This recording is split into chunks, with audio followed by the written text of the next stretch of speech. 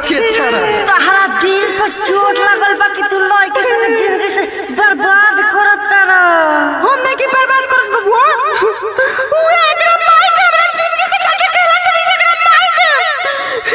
देख ले हम कब से अपने दिल पर पत्थर रख के बैठल बनी दादा। लागो ताकि मामला गंभीर बा।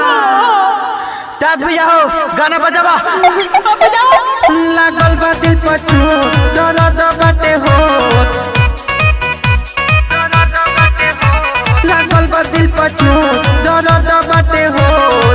दिल वाला गवनी हो हम तो बेकार में रोवता अखिया होइले हवा के प्यार में रोवता अखिया होई पूजवा के प्यार में। तोरा एके बार में दो लड़की से प्यार हो जाला।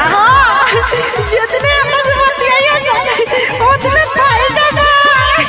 बंद कर गाना बंद कर। हे राजा गलवा बंद कर बाकी हम बोहरिया आई मारो से एकरा के। छे छरा हो गइल बावे। तू अमित भाई के सोनिया के संग का कर रो तनी बतावा ना। उ तो ढेर दिन के बात होवे। बजाओ ताज बाबा बजाओ। वहदा कसम सारा तोड़ी के गइल कह जाने गलती कौन हमसे भइल। वहदा कसम सारा तोड़ी के गइल कह जाने गलती का हमरा से भइल। हमरा के छोड़ी चले गइल ससुराल में रोवता अखिया होइले हवा के प्यार में रोवता अखिया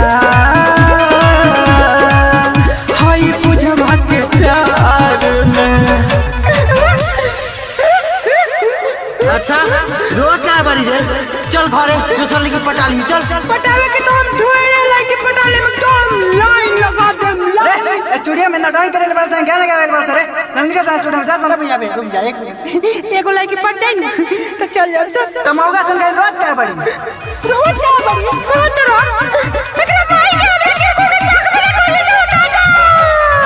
रोहित पटेल के तू भूल गइलू कृष्णा जय के ना दिल से लगइलू।